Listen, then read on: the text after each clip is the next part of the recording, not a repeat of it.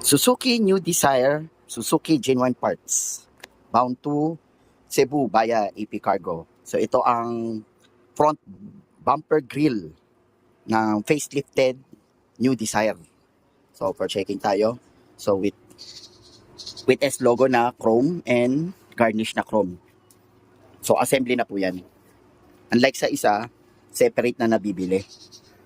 So check natin kung may damage. Okay. At ito ang part number.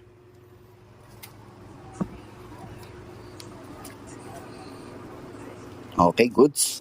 At ito naman, front bumper garnish chrome. Ito yung sa may fog lamp. At ito ang part number, Suzuki Genuine Parts. Okay, that's all. Thank you.